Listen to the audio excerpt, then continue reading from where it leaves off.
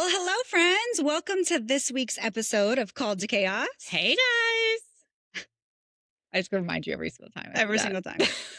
Hi, guys. Okay, anyways, how's your week? It's been good. It's been good. Spring break this week. So we were just talking about what's our chaotic moment this week. You know, when the kids are not in school, it's a little less chaotic, So much less. but still got something. What do you got? I'll let you share first this time. Okay, my most chaotic moment of the week would probably be not kid related, Okay.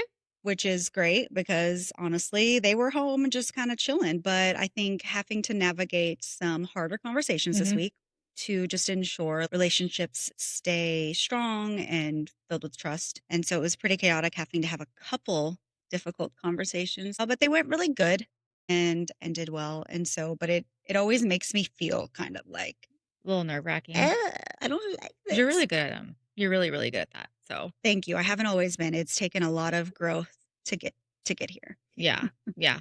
What about you? So Ella is in club volleyball. And so I took off Wednesday because it's spring break, just to spend a little time with them. I took her to Target. She wanted to find a swimsuit. And she looks down and she's like, oh, great. My practice got changed to 6:00. Mind you, it's already like 5:15. It's supposed to be at 7, I think, 7:30. I was like, all right, cool. Great. And Dad was supposed to Target's take you. 20 minutes from your house. Right.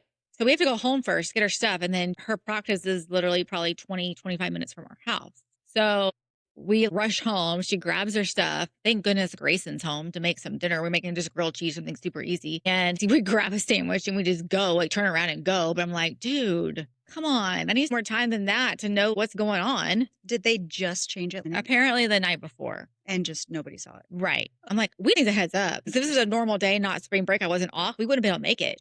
Right. Because Matt and I don't get home in time to be Right. all the way over there by 6:00. So just a normal, schedule thing when you have kids in multiple sports and things like that. But she made it a little late, but it's fine. We weren't the only ones. Good. The joys of motherhood. Yeah. All the things. All the things. So something that I was thinking about this week, I don't remember what spurred this thought, but adulting is hard. I have an adult daughter and I joke with her about it all the time. But I think there are truly so many things that I think about. Why did my parents or any other grown up never warn me about these things? Yeah. And so I thought it'd be fun if we could just like kind of talk about a little bit of a couple of those things, like whatever comes to your mind. Yeah. Honestly, this week, I think I said to Matt when I got up in the morning, I was like, I don't want to adult today. I don't want to go to work. Nope. I don't want to do anything actually, but still have to, I think one of those things for me is I wish I would have learned way before now budgeting and taxes and all those things, what that looks like, because we are battling the IRS for some tax stuff. And so it's just a nightmare. We are in the right, but we're battling them to get anything back. And so all of our refunds we've gotten the past couple of years, we don't get them. They go to the IRS until we figure this all out. So that's a really crappy part of adulting. It really is. Yeah. Paying taxes in general, It's just, for real. I mean, I guess it's kind of always been that way. We're not the only adults. No, for sure. I wish I would have known how to do things properly and what to look for and all those things. We talk about that a lot. My husband and I, we talk about how schools don't teach kids how to actually be ready for the world. Right. Like school is not about how to survive, changing tires, cooking, those types of things, which I can teach my kids those things. I mean, I can't teach them how to change a tire, but maybe you can. I mean, I've done it. I know how I was taught, but I probably would never do it. If I had to, I'd still call AAA or whatever. But they don't teach our kids the fundamentals of how to budget, how to buy a car, how to buy a house, how to pay taxes, or what that looks like. And we do teach our kids those things, but it's still not like the same because let's be honest, our kids listen to us 25% of the time. Yeah. And so even if we're telling them and teaching them, they're not going to get out of high school and automatically, no, that wasn't the case for me. And I had great parents. Yeah, absolutely. And I went into adulting not thinking about any of that stuff. Yeah. And now we're, 40s and we're like, dang, we should probably do this right. I always say, I never feel like I'm a real adult. What were we talking about in the office the other day? Talking about like our 401k? Yes. Or something. Yeah. I don't know. I know I'm supposed to do it. So I just put like 1% or something. And everyone's like appalled at me because that's not the right amount. It should be way more. And I'm like, well, nobody taught me how to adult. I just did. I don't know. I want my money now. Kind of winging it as we go, right? We're learning. We're trying to get there. What about you?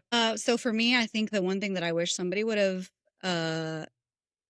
warned me about would be like the mental load of being an adult and a parent. I spent several years as a stay-at-home mom, and the mental load automatically fell on me, right? Which is the way it always is.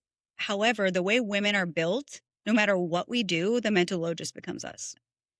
And so I don't think that I realized how much I would be ruminating on all of the things, no matter what I was doing. So I'm at work, I'm at church, I'm with friends, I'm doing all these things, but I'm not just where I'm at. Right. I'm constantly keeping schedules in my mind, payments that need to be made, things that need to be cleaned, things that need to be purchased, all of these things. It's all up here all of the time. And so working full time, being a full-time mom and wife and in ministry, the amount of mental load it's a lot. It's so much. It's a lot. Yeah. And I think that's 100% why we have to have our people too. Yeah. Because we start to feel alone, and that I think we get so bogged down by all the mental load of things. And we're like, I'm just the only one that's dealing with this, when it's not true, because you add that on top of everything else that women go through, hormones, and we've already talked about that, right? Like, and it's just a lot. And it's hard if you don't have your people around you that says, hey, I have gone through this, or I also understand. Yeah. And so I think that's really important for us to find our people, because we're not alone in this, which is the whole reason why we kind of want to start this podcast, is we're not alone in it. And that mental load can become a lot lighter if you have somebody just to say, hey, what's going on? Because sometimes just saying it out loud. And I can say it out loud to my husband. I can give him the whole list, but that's not the same. They don't understand. Because he doesn't get it. Because men are wired to be very good at like compartmentalizing. He's at work and he's only thinking about work. Yeah. I'll never forget, maybe you've heard this before too, but somebody told me men are like waffles, like a Belgian waffle. They have pockets, like little squares of things, right? And women are like spaghetti. That's so valid. But isn't that so true? Yeah. And so when I think about men and women, that's all I can think about is waffles and spaghetti. Waffles and spaghetti. That they can compartmentalize their things, but women, spaghetti, it all just blends together. It all just blends together. There is no compartmentalizing unless you really try to do that. And so I was like, that is such a great analogy. It is. So true. I'm going to tell my husband about that. Yeah. So that he can start imagining me as spaghetti. My brain is spaghetti, babe. Just, it's all mixed in. Everything just flows together. If you think about kids, you're thinking about schedules, you're thinking about, oh, what do we still need to pay? You can't separate it. And it's also the same with work and school. I mean, work in our home life. Yes. It doesn't, it's very difficult to separate that for us. And they can go to work and be at work. Mm-hmm. And I'm asking him home questions, and he's like, I can't do home questions right now. I'm like, why not? Because I'm at work. Because I'm at work. Okay. Got a meeting to go into. Exactly. Yeah, that's fair. But I don't know why we have to be the ones that can't have our brains work like that. I know. I would give anything. I know, but God created us a little different. I know. For a purpose. I think we're just a little extra special. Right, so this week, we asked for some topics. Yeah. You guys came through. Yeah.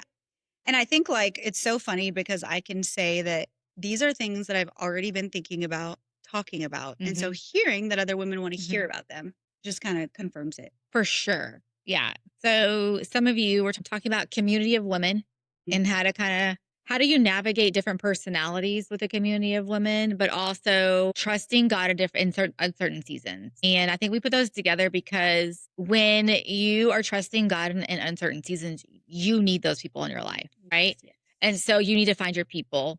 And whether they're different personalities or not, sometimes that's actually really helpful to have different personalities. Maybe somebody doesn't worry quite as much as you do, or they're just a little bit more go with the flow. So you can kind of bounce off each other. Case, yeah. Introvert, extrovert. Yeah. Where it's like, I'm socially anxious and I won't go to the doctor alone. Well, yes, I will. That's not fair.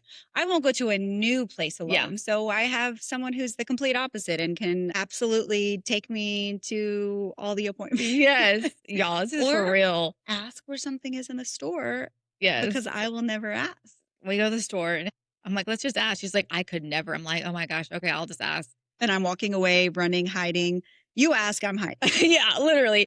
Or a doctor's appointment. We've gone to several doctor's appointments together now. I got my first mammogram because of she did. Went with me. She did. I'm like, I'm going to get mine done. So we're gonna make an appointment together. Yeah. She's like, okay, great. Next is teeth cleaning. We're going to the dentist together at some point. She always calls me her emotional. What is my emotional support friend? Listen, that is the benefit of having someone with a different personality. It is. And I think it's funny because I've always been an introvert, and a lot of people find that hard to believe. Mm-hmm. Let's remember that introvert, extrovert just is how you recharge, right? And so I can be very outgoing when I need to be or in comfortable settings, but my natural is to just kind of draw in and be to myself. Yeah. And so having a friend that's an extrovert has always been beneficial to me. I've always been drawn to friends that are more extroverted because of they have what I lack. And so we kind of fill the gaps for each other, which I love. Which is so funny though, because when I was younger, I was so quiet. So quiet. If the high school me, if somebody met me now, they'd be like, there's no way that's the same person. No way. It's like I always wanted to be. Can't see you as I always wanted to be an extrovert, but I was too afraid. I think because of what I was going through, it just with family and stuff, it was, you don't say anything, you just kind of like survive. And so I think honestly, it flipped when I got married because I felt like I had purpose and somebody loved me just the way I was. And it made a huge difference. And because I remember Matt saying, I would tell him things from the past. And he said, it doesn't matter what you tell me, I'm not leaving. Oh, I love that. And I will never forget that because that was the one thing that I think that I needed to hear because I would like self-sabotage probably, you know? And so he was like, it doesn't matter what you do, what you say, I'm not going anywhere. Yeah. And so I think that's when I found a lot of like identity in who I was and purpose because he loved me just where I was and who I was. Didn't matter.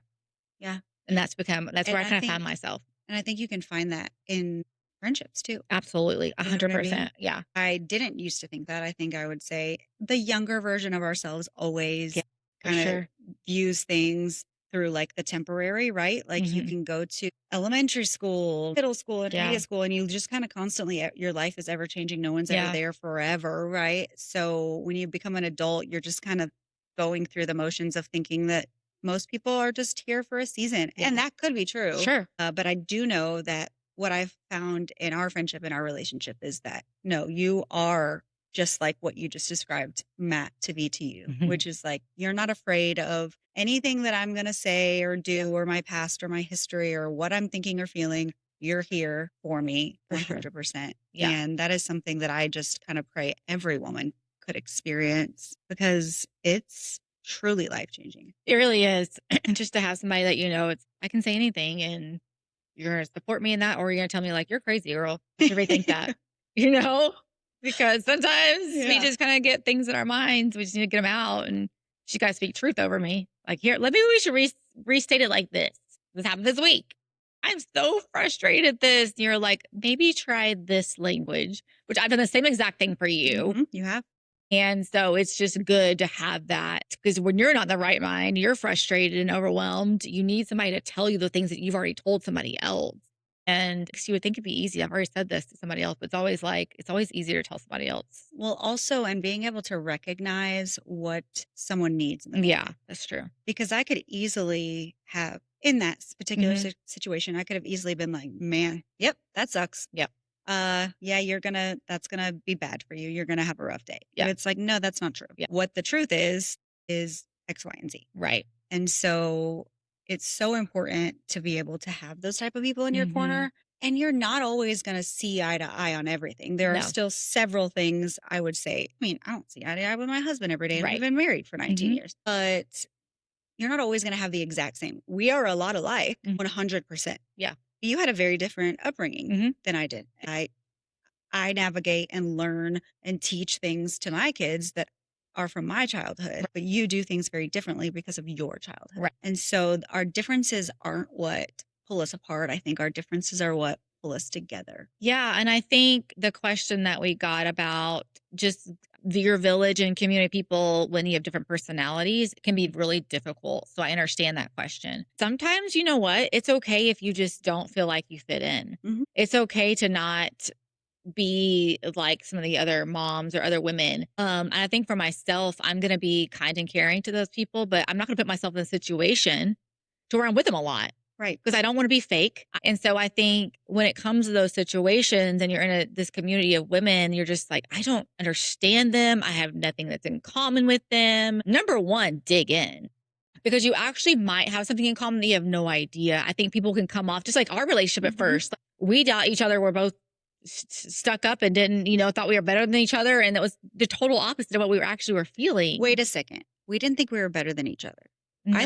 I thought you were too good for me and vice versa. Yeah, exactly. That's what I meant. That's what I meant, I didn't think I was too good for you. Yeah, vice versa. There you go. That's a better explanation. But in reality, I find that when we truly open up about real things, that honestly, we're going through the same things. And that is what bonds you together. And that's the importance of vulnerability. Yes. Not just like you have to be vulnerable with your spouse, but you also have to be vulnerable with your community. And so we have what we call life groups at our church. And so if you have that community of people, you're not going to get anything out of it if you're not vulnerable. That is, and it's not that you're being fake. There's a lot of fear that goes along with vulnerability, I would say. However, saying it out loud and realizing you're not alone is so refreshing. Yeah. And finding the places to say it out loud and not be judged is, I think, the key, which is so important in life groups. You have to trust those people first to be able to do that for some of us. And so that's okay. It's okay to have to wait a little bit before you feel like you can trust people. But if you don't ever open up, you will never know what other people are going through because they're probably not going to either.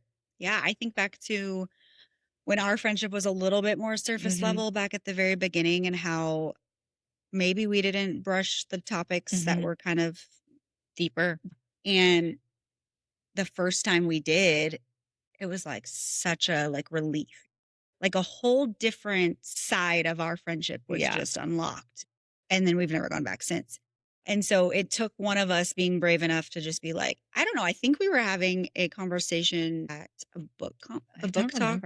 And I remember specifically for me, what I finally was like, I'm just going to say this, had to do with like probably money or not being super on top of everything financial wise and not having it all together and assuming everybody else did because we're adults and that's what adults do. Right. And so I think that was the first thing that I opened up about. And then being able to hear you speak into that, it just changed our whole entire friendship because then we can talk about this, we can talk about anything. Right. We can talk about the hard things. Yeah. And then so we can talk about all the things really. And so I think definitely digging into other people to find out who they are really, not just use the highlight reel. Yeah. Right. I remember somebody telling me that and I was like, oh my gosh, it's so true. And so I started to not do that. I'm like, I don't want to just show my highlight reels. So I either just don't post like social media or I'm just real about what I post. But I think it is important if you're in a situation to where you're with a lot of different women that I just don't relate. I don't understand them. I don't, first of all, get to know them. Because you'll be surprised that they're just waiting for somebody to get to know too, because they feel like they've had to always have it together their whole life. And I think a lot of people grow up that way too. You have to have it together. You can't make our family look bad. Well, it goes back to what we talked about at the very beginning was society tells us that we have to have it all together. Exactly. And that we have to put out this perfection facade. Right. But if you lead with vulnerability in any relationship, I think you will see that vulnerability will take it deeper. Absolutely. Yeah. And I think it's okay to be a hot mess with somebody else while they're a hot mess. Well, there's times, because I was also going to touch on this earlier, but I'll go back to it. When you were texting me this week about what you were experiencing, I was having a normal, happy, good morning. I wasn't in competition to be like, my morning's worse than yours. Right. Which happens in a lot of relationships with women, feeling like they can turn competitive because of that is what society has told us is normal.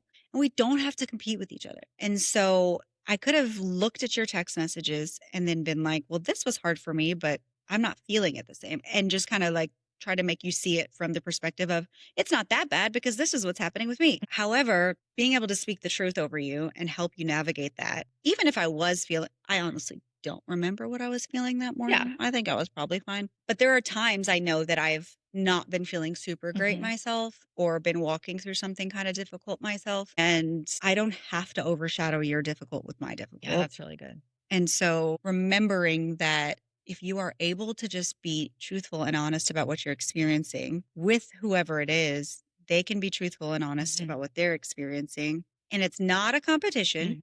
You don't always have to have the right advice. Just being a sounding board. Yeah. Is what's important. Absolutely. Having you listen to me when I'm melting down or crashing out about something, even if you're also melting down and crashing out about something, it's like, okay, we're both a hot mess right now. Right. Exactly. Or be fine. Yeah. Or it's like you just can't see it now. So let me remind you. Right.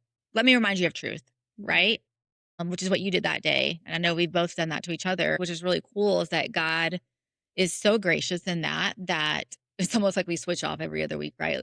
Like I'm crashing out and she's good. So she's able to speak truth into me, and then opposite. She's crashing out and I'm feeling pretty good. The Lord told me something. And so I'm able to share that with her. And so God's just so good in that. But you have to have that person to do that with. You got to have those people to do that with. So I don't know if that really answers the question that someone had asked how to navigate different personalities, but my response or answer would just be, don't automatically assume that a different personality type means that you're not a good fit for being friends. Also, lead with vulnerability. If it's someone you've known a long time and you've never really gotten to go deeper, just try it. See what happens. Yeah. You might be surprised. For sure. And I think that what I have learned is that I don't fit in everybody's crowd. And I'm okay with that. I'm okay with that. I'm not going to put myself in situations to where I feel awkward or like I can't wait to leave. Like, why do that? We're too old for that now. Oh my gosh. And so that's okay not to do that. I used to have so much FOMO. I never wanted to miss out on anything. Yeah. I wanted to be invited to all the things. I didn't want to go, but I wanted to be invited to all the things. And I had so much FOMO of like, why are these people, this group of women hanging out and I wasn't invited or I wasn't a part of it? And now I'm just at this place where it's okay. That's probably not going to be my cup of tea. What conversation is going to happen there or the activity that they're going to be doing, it doesn't fit. That doesn't mean that the people are bad or that they can't, I can't offer any value to their lives or vice versa. But I don't have to be a part of everything to still feel like I'm valued. Right. Exactly. So one side, figure out who those people are, like get to know them. And the other side, you don't have to be in every situation. And that's okay. It's okay if you're just like, this is not for me. That's all right. So I think that's a big deal. And then I think finding your village, having a friend, even if it's not a whole village, I've got a couple. It's like a handful of people that I know that I can trust and turn to. But I think those are super important for the other part of this conversation, which is trusting God through those more difficult seasons. Yeah. You've got to be able to have that village to speak truth into your life when you are going through difficult seasons. For me, the most difficult thing that I've ever gone through, which is wild to say because I used to think life was so hard and everything sucks and why can't we catch a break over the smallest things. But losing my mom last year in May, I think was the most difficult thing that I've ever been through. Yeah. I haven't experienced significant loss in my life until I was 39. So losing her changed my entire world. Still, it hasn't even been a year. And so I'm not over the difficult season by any means, but trusting God through that season just meant I was relying on somebody else to fill me with the truth from him. Whether that was you, my husband, other people on our team, being able to step in and be honest. Because to be fair, losing a person, grief is incredibly... It's incredibly difficult. It's difficult, but it's also, there's so many facets to it, right? And so it's not a like one size fits all type of a situation, but being able to be reminded of how, even if it's not the same situation, God has shown up in somebody else's life or how they've come out on the other side. And it doesn't fix the hurt or the pain in the moment, but it definitely helps you see things from a different perspective. Yeah. What are some things that you could say that you learned through that? Like top 3 things, what you need, what you learned, and how God showed up in that, just for somebody else that might be kind of going through that journey right now. Man. So I think first of all, I would say, if you're a follower of Christ, do not underestimate the ways in which he will show up with his perfect peace and comfort. Yeah. Because I can now look back to that week of my life and I don't recognize how I navigated it. And in the moment, I just was going through the motions for sure. But I can see now that it was on his strength, with his comfort and his grace, that I was able to get through it. And people say it all the time. It's very like, that's the right thing to say, right? God's going to show up. God's going to give you what you need. It's true. He gave me everything I needed to navigate that week. Also, I think I would say that I learned I'm never going to be done. I'm never going to be finished grieving. And every time I think that I've gotten to a good place, something else happens to remind me that that's not true. I'm not quite there yet. I have good days and bad. I try to hide the bad, but I think I've learned that I haven't perfected this yet. But I think I've learned that if I step into them and allow those moments of grief and allow those times to come rather than pushing them away, that I find healing in them and comfort. Yeah. So I would say just don't think that you're burdening people by talking about it. I found myself there a lot at the beginning. No one wants to talk about the person. You don't know how to help someone who just lost. What do you say? There's no words. And so why bring it up and make someone else feel awkward? That's how I always navigated it. How you felt at that time. Yeah, at that time I was like, I'm just not going to talk about it because I don't want anybody else to feel like they've got to feel weird around me now. And I think there's still a little bit of that in my life where I try not to, mostly with my kids, because I don't want you to be sad. It's okay to be sad. I have to tell them, but trying not to hide from it and being afraid of how you're going to make other people feel with your grief. Because what I've seen in our relationship and the relationship with a lot of other people around me, my husband included, is that people can't support you if they don't know how. 100%. And sometimes just hearing that you're not okay, the simple words, I'm just not okay today, allows someone to pray for you, show up for you in the ways that you can't, and automatically know that they can step in to fill the gaps where you are not able to. Yeah. Rather than trying to pretend like you have it figured out. Together. You don't need any help. I'm fine. I don't want anybody to be burdened by my problems. Yeah. It's just not real life. Yeah, it's not. And people will live in that for too long too. I think it is real life and they don't get better.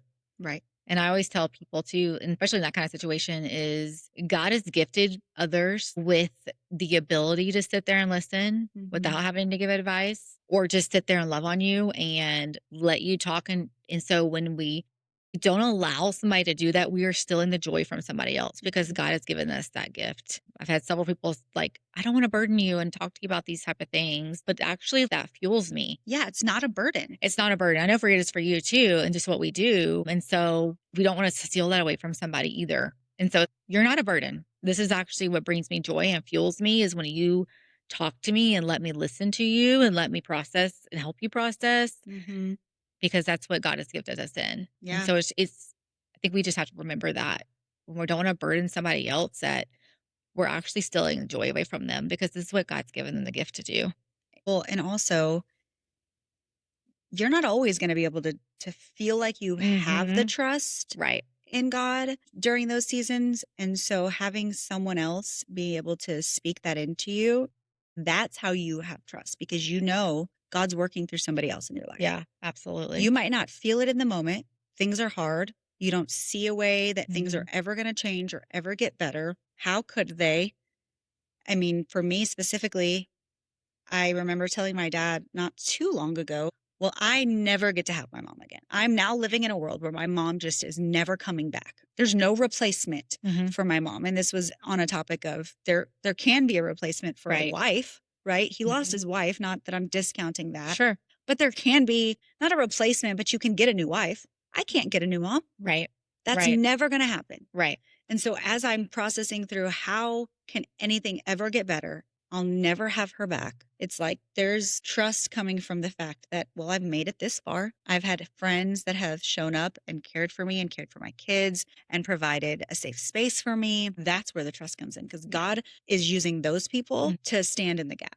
Absolutely. And so it's hard, I think, to operate from a place of trusting God in those seasons. However, what I've seen specifically is you just do it. Right. And just know that He will. Right. He will. It may not feel like it in the moment, but taking your struggles to your village, to your trusted people will allow God to work through them. Absolutely. And show up in ways that you didn't think would even be possible. Yeah. No, I completely agree with that. I don't think for us in the uncertain times, there's been many, but oh my gosh, I can think of like a handful. Just yeah, what immediately comes to my mind is in 2020. Not only was it COVID already, but that was like the least bit of my life was COVID. Right. Ours, I mean, Hayden was 2 and fell out of our 2-story window, and it was so traumatic. I wasn't even there. I got the call and had to go to the house, and I didn't know if he was what it was going to look like. I think the only reason I always tell people the only reason I didn't pass out probably was when I got that phone call because I heard him crying and getting there and rushing to the hospital in the ambulance. And so we were at Cook's for 28 days straight and had several surgeries, craniotomies, and so scary not knowing when he went in first if he would wake up, if he would be able to talk because he hit the communication part of his brain or walk or any of those things. And just how our village showed up in that time was absolutely incredible. So I think that what I found was in the situation, in those uncertain situations like that, like I literally have no control. And I think that's where God has to get us sometimes, to where we are just 100% reliant on him. And I know that's where I found myself. There is no option but to literally get on my face and pray and ask everybody to do the same, because I had zero control over the situation. And I don't think I've ever leaned on the Lord more than that situation. And just watching him heal and thanking God that he was still alive and going through that process every time I went to surgery, being so afraid, and then just having PTSD still, even to this day, of when I can't find him when he's 8 now, and just where is he at? What if something happened? It's completely life changing. In that same year, my mom passed away. Actually, my mom passed away the week before. My goodness. Yeah. So the week before that, I got a call from my sister that they had called her that she had died in her sleep at night. She had overdosed and also some other medical complications, but it was kind of like, okay, it finally happened. She finally took too much. And getting that call was like so awful. And then a week later, my son falling out of a window. And then a couple of months later, my father-in-law passing away because of cancer. And that was like a quick. Yes, it was very quick. He was diagnosed in February and we were super close to him, pancreatic cancer, and he died in October. And so it was kind of in the midst of all of it. But in that uncertain season, you just have no idea what's going to happen. I was planning my mom's funeral in the middle of being in the hospital at Cook's with my son and having to leave the hospital to go to the funeral or to the graveside, along with lots of family drama and being, okay, I got to stay strong for this. It was literally a blur. Like, I don't even remember a lot of it. And I think that's where God shows up and gives you the strength that you need to do it. But it's like, how'd you did it? I'm like, I literally have no idea. I have no idea. It's an out-of-body experience. It really is. At the same time, running a business and we were building a house. And so I do not even know how we did it. And then the whole next year was literally just trying to like grieve, I think, because we had no time to grieve. I had no time to grieve my mom, no time to grieve Hayden, and then maybe a little bit to grieve my father-in-law, but there was no time for grieving. And so I think for the next 2 years, that's what we did. On top of grieving, we were changing churches and our marriage was and so again, uncertain seasons of what's going to happen. Yeah.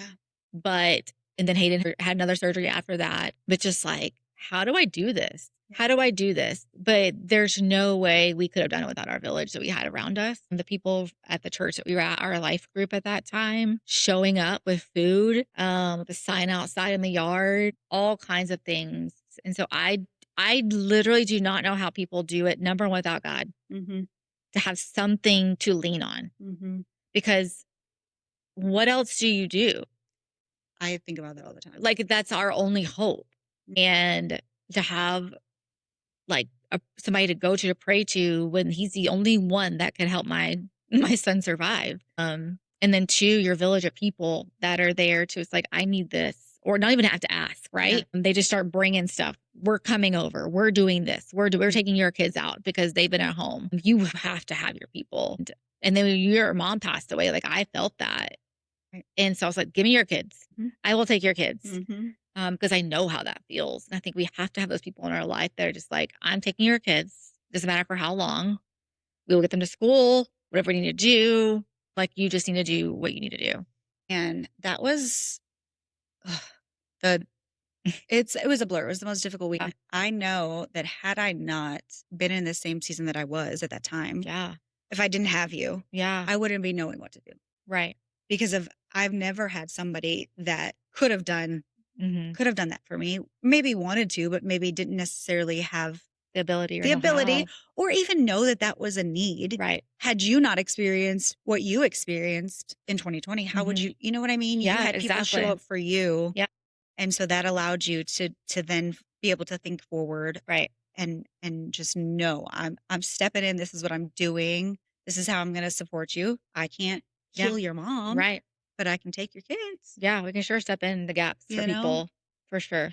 And so I think when we talk about trusting God in uncertain circumstances or uncertain times, it's just remembering that God is always faithful. He is always going to turn something for good. I don't care what it is. You might not see it for a year, 2 years, 3 years, 4 years. I don't know the timeline, but he will always use it for good. Especially if you allow him to. Mm-hmm. Like, if you're vulnerable, it goes back to that, right? I think there's so many times where for what we do is we go for coffee and lunches with people that we have never met before. Mm-hmm. And the amount of times that God orchestrates a lunch or a coffee with somebody that has had a mom that's an addict, mm-hmm. or has lived a similar lifestyle, right. Growing up, and nobody understands. I'm like, I understand. Mm-hmm. I understand. If we allow those things to be used for good, the Lord is going to do that. You just have to be vulnerable, and you have to allow that to just come through, because you're going to help somebody more than you could ever imagine. Well, I think back to my very first weekend, mm-hmm. after my mom actually passed away. She passed away on a Thursday. The very first funeral I ever did was my mom's. Yeah. So I did her service on Saturday, came home Sunday, and was back to work Monday. And so that very first weekend after she passed, I remember asking some of the team, how am I supposed to be there, mm-hmm. for someone if I am not holding it together? Yeah. How do I carry someone else's burdens when my burdens feel so heavy? And, that particular teammate said all the right things, made me feel better for sure. But then what I got to see just a few hours later was God was using me in my brokenness. Mm-hmm. Yeah, I was broken and struggling, and everyone knew it. However, the people that I got to talk to, yeah, or pray over, because they also just lost a parent, and me knowing exactly what they were feeling in that moment allowed me to support and pray for them in a way I probably never would have been able to, mm-hmm. had I not just experienced, mm-hmm. that. And so I think my encouragement is always to people, just don't underestimate how God wants to use whatever it is that you're going through to reach somebody else. 100%. I think what I've learned in uncertain seasons is you feel that uncertainty. When you're in a group of people, you're having conversations. And I think the more that I dig into that, I'm not going to just throw in just like everything, but if I have the opportunity to dig into it and not shield that, not hide it, and just talk about it, the more that it comes out from them. And then you get to pastor each other. And it's how we get through the uncertain seasons. Number one with God, but being open about it, because somebody else is going through it. And it makes it so much easier and less uncertain, mm-hmm. to be honest. Because uncertainty means that you just don't really know what's going to happen. You feel alone in it. You don't think anybody else has ever gone through it. That's what uncertainty means. But when you start opening up about it and you're like, you've actually experienced this too, maybe you are too, I'm feeling a little more certain about it now that I'm not as alone. Because I can see what he's done. Exactly. Yeah. Exactly. And so I think you can turn your uncertainty into certain very quickly by just digging in and being open about it. And also, one of the things that I've learned is remembering that, well, two things. Our timeline is not always God's timeline. 100%. Yeah. I would have loved to have had my mom for 15, 20 more years of my life. Mm. He was ready for her way before I was ready to give her up. And my timeline doesn't fit his, but I've seen his timeline be a place where now I'm able to use that, mm-hmm. to empathize with more people and reach more people for him. And then also, our end goal isn't always his end goal. Mm-hmm. His plan is always better, whether it feels like it or not. You don't get the job you wanted. You don't get the promotion. You don't get the house. You don't get the X, Y, and Z. Those things are uncertain and they can feel like I do everything I'm supposed to do. I live this great life. All of these things. I try to further your kingdom. Why aren't you showing up? Why aren't you giving me these things? But remembering that what we want is not always his plan, but his plan is always better. Yeah, for sure. His plan is always better. I am able to fully sit here and say there are plenty of times I've had my own plan and thought that it was the best thing ever. And here I am living in his plan. And I'm completely content and happy and probably wouldn't have been this good with the way my life is going had I gotten what I previously prayed for. Right. Yeah, exactly. And sometimes it's like, it's not even that I'm not going to give you what you want at all. It's just not right now. Right. Sometimes too, it's not on our timeline. And so we just have to be patient sometimes, which can be really hard. Patience is not my friend. Mine either. But man, sometimes it goes a long ways, especially when we're looking at things for the future and what God's wanting us to do versus what we are thinking we want right now. Like you just don't really know. You just need to wait just a little bit. And it's hard though. It's really hard. But yeah, you're right. And I think it's okay to have your moment, crash out. Absolutely. Cry at him. Yes. Tell him how mad you are. Yes. I think you'll see him show up a little bit more in those times. There are plenty of times I've literally been like, why? Like yelling at him in my head. Not at God. People might think I was crazy if I was doing that. And just wondering, when are you going to show up? Yeah.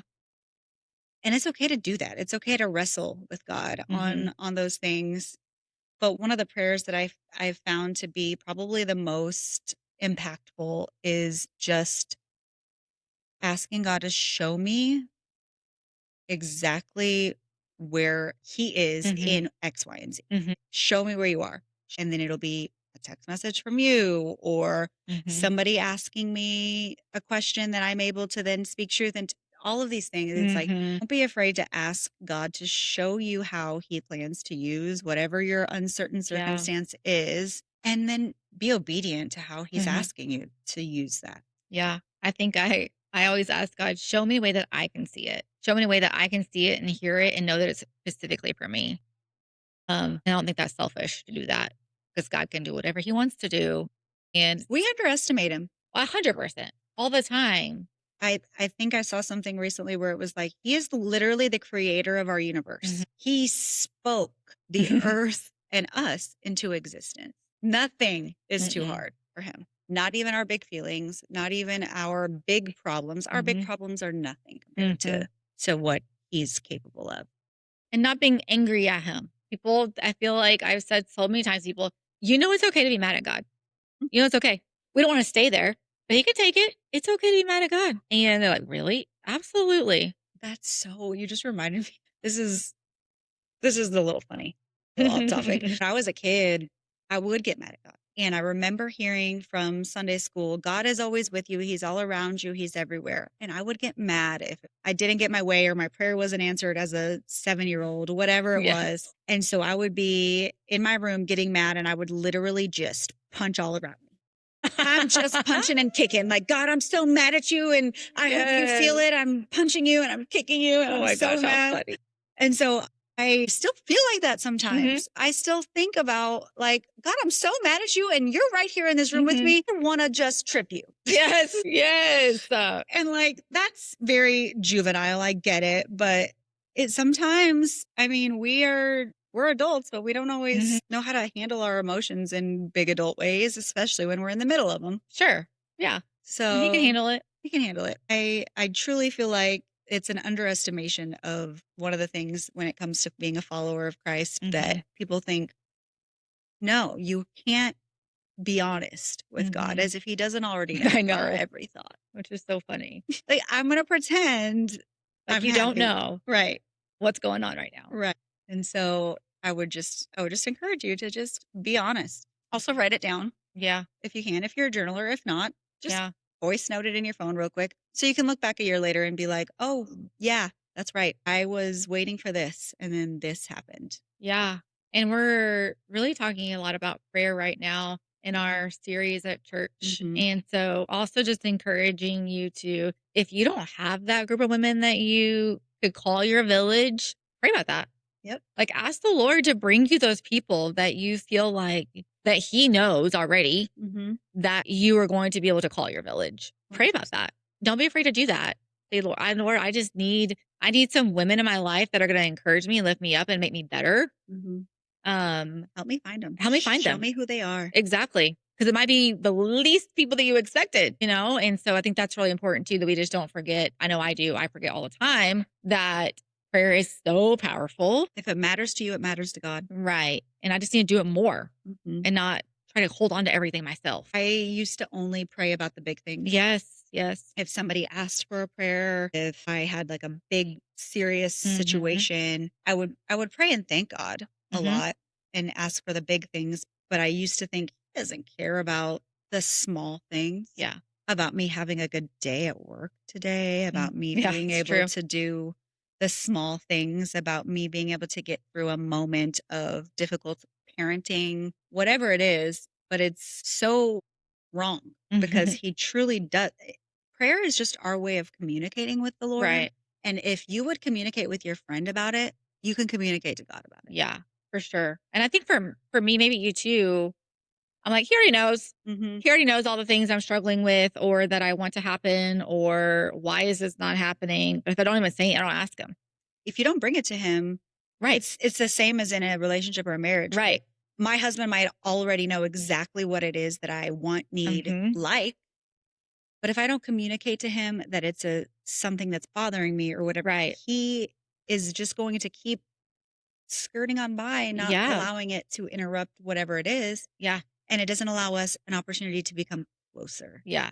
I mean, biblically, it literally says to come bring it to me. And I think I forget that a lot of times. I do too, still. I'm getting better. Someone said recently about like praying for all of the little things throughout your day. I do that. You know, the Bible does say to pray without ceasing. I mean, it's not like I'm constantly, but if somebody specifically asks for something, a prayer request, I'm praying in that moment. I'm not waiting until my prayer time to go pray about it. I'm praying about it in that moment. People think that there is a specific way to pray about your circumstances or somebody else's, or it's not going to be as effective. Yeah, which is not true. That is just not true. That is a lie straight from the enemy to keep you from communicating with God about those things. And so no matter what you're doing, where you are, how it comes to your mind, whether the words line up or are perfect or graceful or any of that, you can talk to God about it. Yeah, He's there. He can hear you. Even He already knows. He wants you to come to and ask Him for it too. And thank Him, praise Him for all those things too. Because He's not a genie. No, He's not. He doesn't just 3 wishes. Doesn't happen that way. Wishes. But I think I find, you know, being able to say, man, help me get this word to somebody, or, you know, I'm about to have a conversation with, you know, my husband or one of my kids. God, just make this go well, or help me communicate this in a way that is going to benefit the person I'm communicating to. Give me the words to say. Give me the words to say. Keep me calm and patient. Simple little things. Little things that make a big difference, a big impact. Such a big difference in my life. Yeah. And so I think if we're going back to trusting God in those uncertain times, it would be just never stop praying. Yeah. Never stop praying. Pray for the eyes to see it the way He sees it. And the comfort and the peace and the patience. Yeah. Because those are the things that are really going to help you with the trust. And as much as sometimes I just don't want to pray this, I really want my way. I am like, okay, but my go-to is your will be done. Your will be done. Because then it's not my will. It's not what I want, but your will be done in whatever the situation may be. And that's a little risky, but I'd rather that happen than not, you know? So, yeah. So at the end, we like to talk about where God has shown up. Yeah. Where's God shown up for you this week? All right. Let's see. God has shown up for me. So it's kind of funny. It ties back into what we've talked about with losing my mom. Yeah. I was having a conversation with a friend, and I'm not even sure how we got on the topic of it, but talking about losing my mom and how difficult serving in ministry has been through that season, especially at the beginning. Yeah. But still today. And realizing, like coming to the realization that through that, God has grown my capacity and my resilience. Yeah. And so doing something that is as hard as grieving the loss of your mom while simultaneously being a wife and a mom and a leader in the ministry world, has given me no other choice but to find resilience and be able to stretch my capacity. And so Yeah. I see that things that used to overwhelm me, they're just nothing anymore. Or things that I would feel very exhausted or stressed out about, just a drop in the bucket at this point. And Yeah. so I think seeing that, like, not necessarily seeing that is where God showed up, but the realization, God helping me to realize that even though I lost my mom, he has used that in a way that has helped me grow. Yeah, I've seen that in you too, especially recently, which has been really cool that you just kind of let some things roll off your back now. Yeah. And things that, even things that maybe I would have used to, and now I'm like, I would bring them. And this is what I'm frustrated about. You're like, it's okay, it's fine. And here's like, I'm like, okay, some things have like flipped, right? Which is so good for me because I think that we can do that for each other. So I've seen you grow a ton in that, which has been really cool to watch how God has just been working in that. Yeah. Yeah. So what about you? How did God show up this week for you? I think I took off a day for spring break. My kids are at spring break. So I took off one day of work, and I'm not very good always about being intentional of what I'm doing with my time off. And so I don't feel like I'm filled at the end of the day, but I really wanted to be this time with my kids at home. And I'm not the play mom. I've never been a good play Me mom. neither. Right. And that's okay. But so I was very intentional about what I did on my day off. And so I spent some time really with each kid doing something different, played wiffle ball with my boys to prove that I could hit the ball. Did you hit it? And I did. Nice. Yes, I did. I don't think I could do that. Now, running the bases was a little tricky because my back was hurting. I'm so old. We have old joints, We kids. really do. But I sure did hit that ball. Sure did hit that ball. Good for you. Yes. What did I do in the morning? Well, I took Ella driving. Okay. Took Ella driving. Well, she's been afraid to drive. She's been so afraid. I was like, we're going down the roads. Yeah. Forget this parking lot stuff. And that was a really big deal because her and I like to clash sometimes, but I just went into it. I'm going to be encouraging. This is going to be great. And she did a phenomenal job. And I think that she also realized that because I was able to encourage her the entire time. Like, see? And that was a really big deal for us. And then took her to Target later on that day and just spent some time with her. So it was just the intentional time that I put into it with the kids felt really good. And I just saw God show up in those moments. So I didn't make excuses. Energy. I had the energy. Right? The Lord gave me the desire and the energy and all the things and to have fun with them. And so that was really good. I have a bonus one. Okay. Because Let's hear I forgot about this one, and it ties into everything as well, I would think. So our church hosted a funeral. Oh, yeah. A week or two before we decided to host the funeral, I just randomly decided I was going to take that day off. I said, I'm just going to take off this day. It's spring break, same thing. Yeah. I'm going to take this day off and I'm just going to, enjoy the day with my kids. And then the funeral got scheduled. And not saying that me not being present for all of that was the best thing, but I don't know that I emotionally would have been able to be in that I agree. environment at this time, just because, it hasn't even been a year since I lost my mom. Yeah. And so whatever it was that caused me to be like, I'm just going to take this day off, even though that day didn't make the most sense for so many reasons. I just kept telling myself, it's going to be fine. I'll figure it out. I'm going to do it. She did. We're going to figure it out. And I did figure it out and got everything handled. But hindsight's 2020, and being able to see that that the Lord was very gracious in a way that I didn't talk myself out of taking that time off and then allow myself to. Which you would have done before. 100%. 100%. She would have. I would have been like, nope, it's so much easier just to be here, get it done, not worry about anything. But being out and not having to feel all yucky and it just wouldn't have been good for me. Now, on the flip side, I got to just really spend a lot of good time with my kiddos and take them to do some things that they enjoy too. Yeah. Which I was proud of you for that too, because that can be hard sometimes. We just want to kind of chill at home, but you got out, took him to see a movie, and I know that he loved that too. So the intentionality. Took Nyla Faith to Bath and Body Works, and I kept my patience the whole time. I didn't rush her. I didn't say, come on, if you want something, pick it out. Just a lot of times it's like you say you want to come here and then you don't even have any idea what you want to buy or like.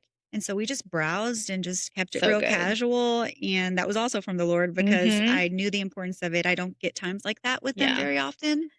And that's okay. I'm okay with it. But just the thought of in those moments, I was able to just be really present and intentional. And the same thing, she wanted to go to Hobby Lobby to pick out a new craft.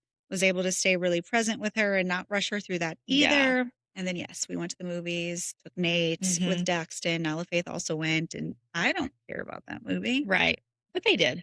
But they did. And they got to, have popcorn and candy and enjoy it. And it's a memory. So, yeah. Those are the things they're going to remember. Yeah. Took the time to do that. So good. Really, really good. Yeah. All right. Well, it's been fun, guys. Thanks for hanging out with us on Call to Chaos. Yeah. And if this episode made you laugh or made you feel a little less alone, make sure you share it with a friend who is also living in the chaos. We will talk to you next time. Bye, friends.